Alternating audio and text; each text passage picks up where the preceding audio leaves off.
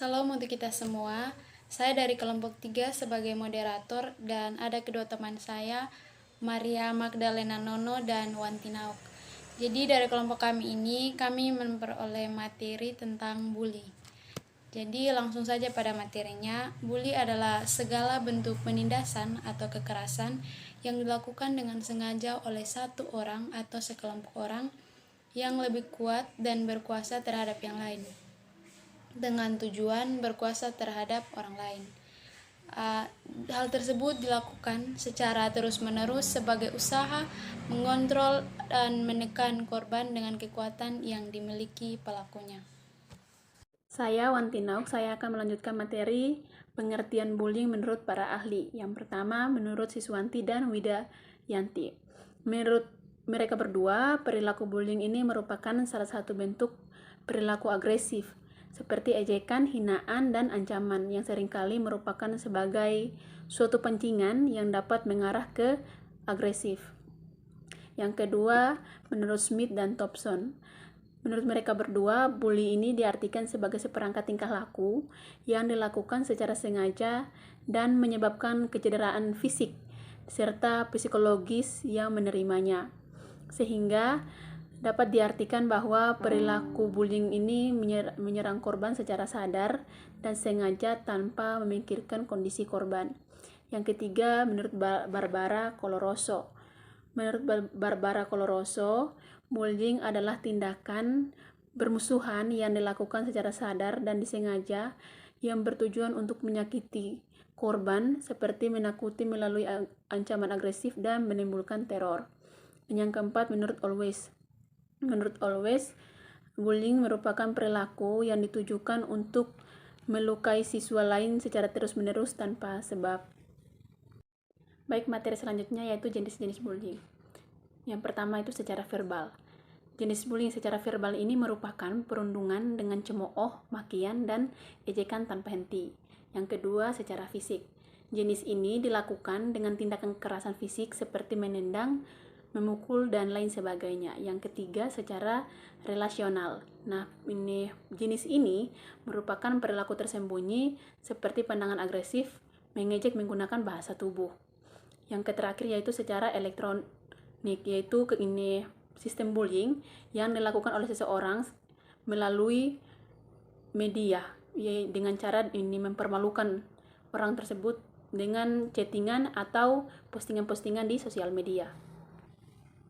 Materi terakhir yang saya bawakan yaitu bullying dalam pandangan Kristen. Nah, kata bullying ini tidak ada dalam Alkitab, namun mulai dari firman, siapa mencintai didikan, mencintai pengetahuan, tetapi siapa membenci teguran adalah dungu. Dari ayat tersebut, kata dungu ini dapat diartikan bodoh dan kasar. Dan mereka yang dungu adalah preman yang mempunyai kelakuan kasar seperti orang yang suka membuli. Orang yang suka membuli biasanya sukar untuk berubah sifatnya. Bullying ini bertentangan dengan perintah Tuhan Yesus mengenai hukum kasih. Yang kedua yaitu kasihilah sesama manusia seperti dirimu sendiri.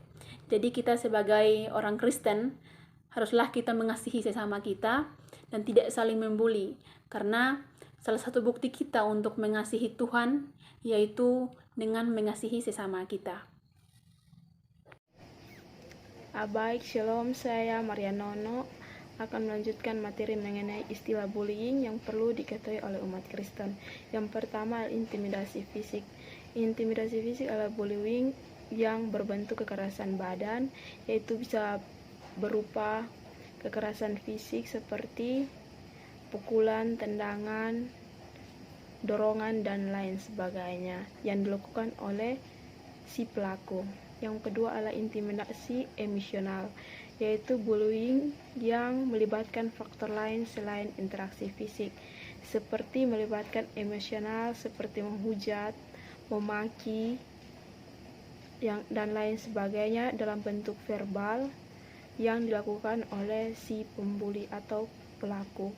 Yang ketiga adalah intimidasi individu, yaitu bullying yang dilakukan perorangan dan bisa terjadi secara langsung maupun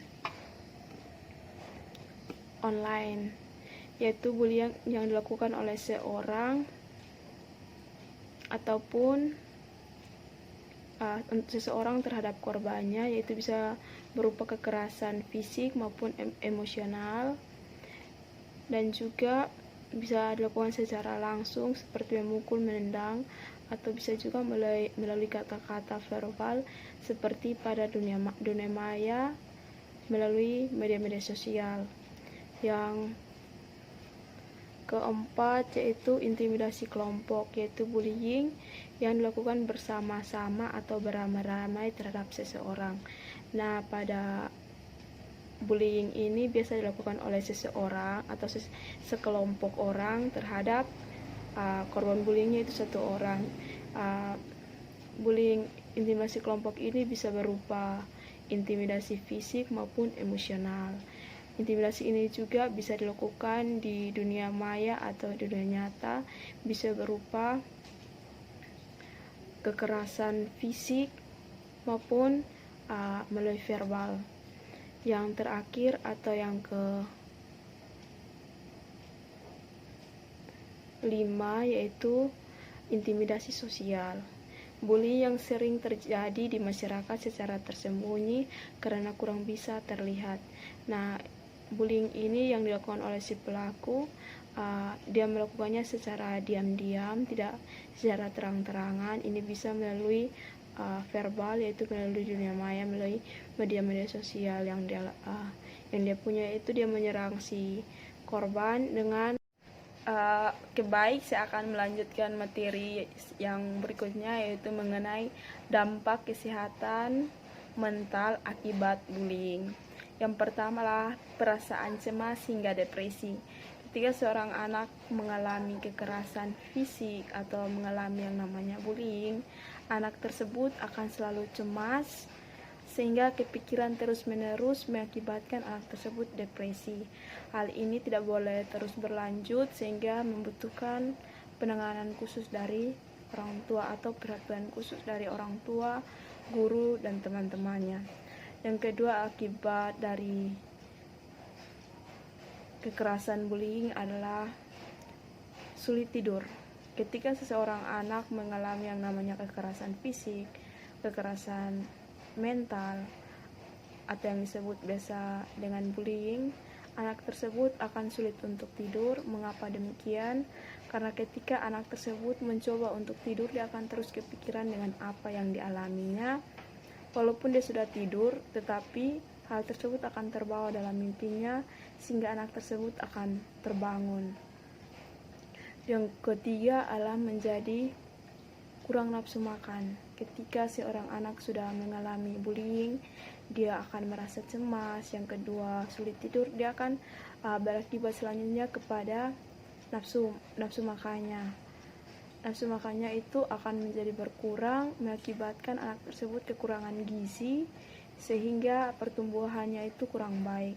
Yang keempat adalah presentasi akademisnya turun. Ketika seseorang mengalami bullying atau apalagi korbannya, pelaku bullying itu ada dalam satu kelas yang sama dengan si korbannya, maka si korban itu tidak akan masuk kelas, ataupun masuk kelas tapi materi yang diajarkan oleh gurunya tidak dapat diserap dengan baik, mengakibatkan presentasi akademisnya menurun. Karena anak tersebut dia merasa kepikiran terus dengan apa yang dialaminya. Yang berikutnya, yang kelima, yaitu tentang tidak percaya diri. Ketika seseorang mengalami bullying, dia akan merasa dirinya tidak pantas, atau dia merasa bahwa dia itu rendah diri, tidak pantas untuk dihargai. Dia merasa bahwa dirinya tidak lebih dari orang lain, atau dia itu merasa rendah diri sekali sehingga dia tidak merasa percaya diri untuk tampil di depan umum. Yang keenam yaitu suka menyendiri. Seorang korban bullying dia akan baik, materi selanjutnya mengenai cara mengatasi bullying. Yang pertama adalah deteksi tindakan bullying sejak dini. Sebagai seorang guru, kita harus peka terhadap semua situasi atau kondisi yang dialami oleh seorang siswa. Jangan sampai hal-hal yang menyebabkan siswa kurang nyaman atau bahkan membahayakan siswa terjadi secara terus-menerus, walaupun itu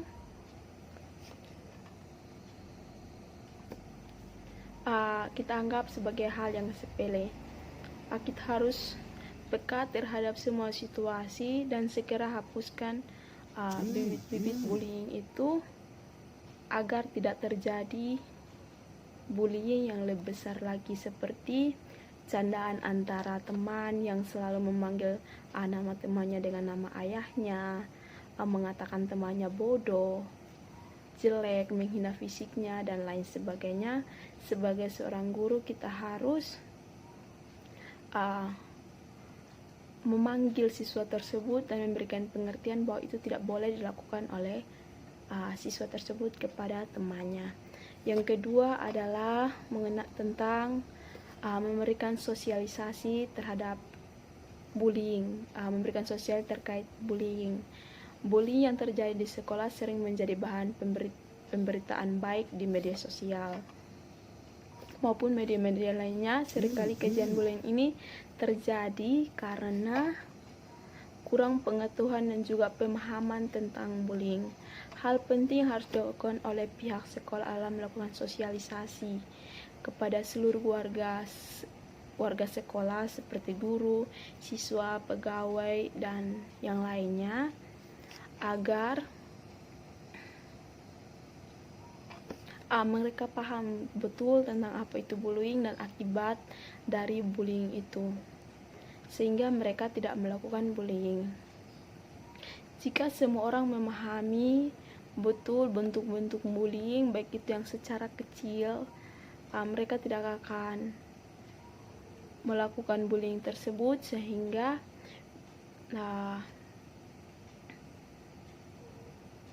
kita sebagai warga sekolah dapat bersekolah dengan tenang. Sekian materi yang disampaikan oleh teman-teman saya. Sebelum itu kami ingin menyampaikan satu firman yang terambil dari Roma pasal 14 ayat 3 yang berbunyi, "Siapa yang makan, janganlah kamu menghina orang yang tidak makan, dan siapa yang tidak makan, janganlah menghina orang yang makan, sebab Allah menerima orang-orang itu." Terima kasih, Tuhan Yesus memberkati.